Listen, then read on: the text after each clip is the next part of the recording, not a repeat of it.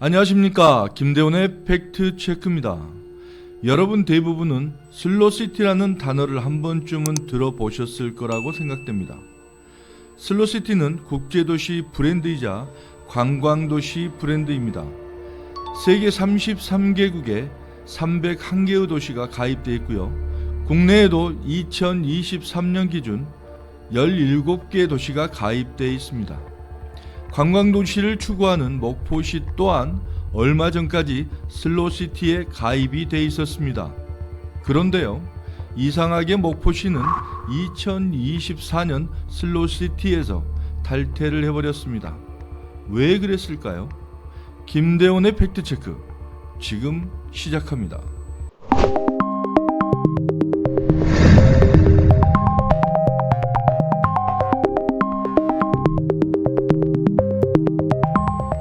오늘 이야기는 좀처럼 이해가 되지 않는 목포시의 슬로시티 탈퇴 이유에 대해서 이야기를 해볼까 합니다. 먼저 슬로시티가 무엇인지 간단하게 살펴보고 가겠습니다. 슬로시티는 단적으로 말하자면 느린 도시 만들기 운동이라고 할 수 있겠습니다. 그렇지만 좀 더 들여다보면 훨씬 많은 기능과 의미를 가지고 있습니다. 슬로시티는 지역이 원래 갖고 있는 고유한 자연 환경과 전통 산업, 문화, 그리고 음식 등을 지키면서 지역민이 주체가 되는 지역 문화와 지역 경제를 살리기 위해서 만들어졌습니다.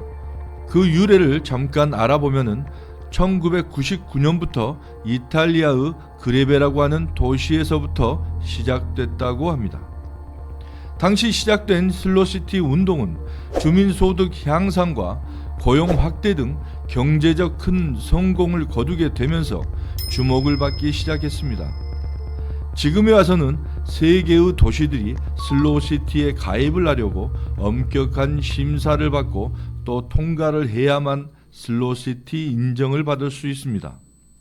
목포시 또한 까다로운 실사를 통과해 민선 7기 김종식 시장 당시였던 2019년 6월 인정을 받아 국제 슬로시티에 가입을 하게 됐습니다. 그런데 민선 8기 박홍률 시장의 임기가 시작되고 2년여가 지난 2024년 슬로시티를 탈퇴해 버렸습니다. 그 이유는 슬로시티에 가입을 하게 되면 연 2,500만 원의 연 회비를 내게 되는데요. 목포시는 2023년 탈퇴를 이미 결정했고 그래서 회비를 내지 않았다고 합니다. 기자는 어렵게 인증을 받은 슬로시티를 왜 탈퇴를 결정했는지 그 이유를 목포시에 물어봤습니다. 작년에 검토가 끝난 사항입니다.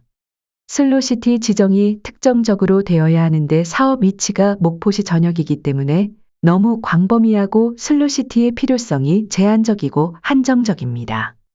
그리고 슬로시티는 시단위 도시는 적합하지 않다고 판단했습니다. 그리고 기존의 슬로시티에 가입했던 시단위 도시들도 탈퇴를 하고 있는 추세입니다. 그래서 목포시는 재인증 신청을 하지 않은 것입니다.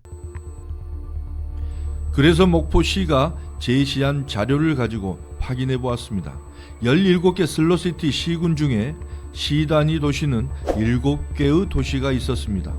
7개의 도시 중 2024년 기준 탈퇴를 이미 한 도시는 남양주시와 목포시 단 2곳이었습니다. 그리고 탈퇴를 추진하고 있다고 목포시가 전한 전주시는 2025년까지 자격 유지 기간이어서 탈퇴할지는 더 지켜봐야 하는 상황이었습니다. 또한 전주시는 이미 이번이 세 번째 슬로시티 인증을 받은 상태였고 자격 유지 기간 동안 관광지로서 완전하게 자리를 잡은 도시였습니다. 그리고 2015년 슬로시티 인정을 받고 2020년 두 번째 인증을 받지 않아 탈퇴한 남양주시는 시장이 바뀌면서 2020년 탈퇴를 했습니다. 그리고 또 한 곳 목포시는 남양주시와 비슷하게 두 번째 인증을 앞두고 연회비를 내지 않아 슬로시티 자격이 상실된 것입니다. 목포시는 탈퇴의 이유 중 한 가지를 사업 위치가 목포시 전역이어서 너무 광범위하기 때문에 사업을 하기가 힘들다고 주장했는데요. 그 주장은 실제로는 사실과 달랐습니다. 고경욱 씨 의원이 목포시에 요구한 자료에 따르면요, 목포시가 2019년 국제 슬로우시티에 가입하기 위해 목포시 전역으로 사업 위치를 서류상 정하기는 했지만 실질적인 핵심 사업 지역은 목원동의 외달도 그리고 달리도 일대라고 기록되어 있었습니다. 그래서 2019년 당시 목포시는 슬로시티 인정을 받기 위해 외달도와 달리도의 우수한 자연 경관과 풍부한 향토 음식을 내세웠습니다. 또 핵심 콘텐츠인 목원동은 1897 개항의 거리 등 잘 보존된 근대 역사의 문화적 유적지가 조성되어 있다고 보고했습니다. 그렇게 해서 목포시는 국제 슬로시티에 지정이 된 것입니다. 그럼 2019년 당시 국제 슬로시티 연맹 본부가 목포를 슬로시티로 지정한 배경에 대해 그 내용을 들어보겠습니다. 목포시는 우리나라의 대표적인 항구도시입니다. 그리고 1897년 자주적 개항으로 선진문물이 목포를 통해 들어왔으며 현재에도 역사적인 문화재로서의 가치가 있는 오래된 건물들이 많이 남아있는 한국의 대표 근대문화유산의 도시입니다. 목포는 바다에 둘러싸여 있어 주변에 작은 섬이 많습니다. 특히 외달도와 달리도에는 주민공동체 문화가 잘 보존되어 있으며 목포는 전통적 방법으로 다양한 수산물을 생산하고 있는 생태지역도 많으며 서해안의 대표적인 수산물 집산지이기도 합니다. 마을 공동체와 친환경 지주식 김 등의 고유한 공동체 문화와 전통산업 계승 등 슬로시티 철학을 구현하고 있기도 합니다. 그리고 목포는 예로부터 식재료가 풍부하여 음식 문화가 발달되어 있으며 다양한 먹거리가 존재하는 맛의 도시이기도 합니다. 그리고 목포는 최초로 예항이라는 호칭을 사용하였으며 중소도시로는 드물게 대한민국 예술원 회원을 5명이나 배출한 문화예술의 도시입니다. 현재에도 예술인들의 예술원을 지켜나가고자 하는 다양한 정책적 뒷받침과 노력을 시도하며 목포 르네상스를 꽃피우고 있습니다. 목포는 이러한 여러 가지 가치와 특성을 인정받아 국제 슬로시티로 지정되었습니다. 당시 국제 슬로시티 연맹 본부의 목포에 대한 평가는 예술, 문화유산, 맛 그리고 역사 깊은 항구 도시로서의 위상과 가능성을 높이 인정했던 것으로 보였습니다.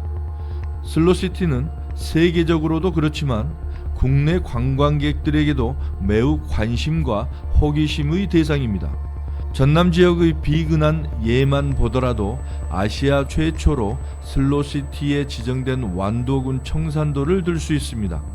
과거 청산도에 사는 주민이 1만 명이 넘었지만 수산자원 고갈로 대부분 육지로 떠난 피폐한 섬으로 전락했다고 하는데요.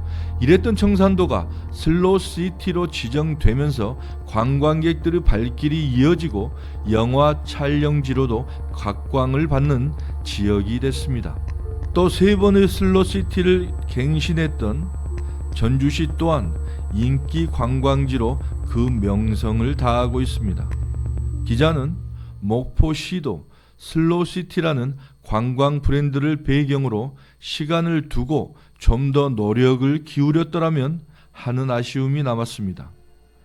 그러면서 기자는 또 목포시가 슬로시티를 탈퇴한 또 다른 진짜 이유가 있지는 않았을까라는 생각이 들기도 했습니다.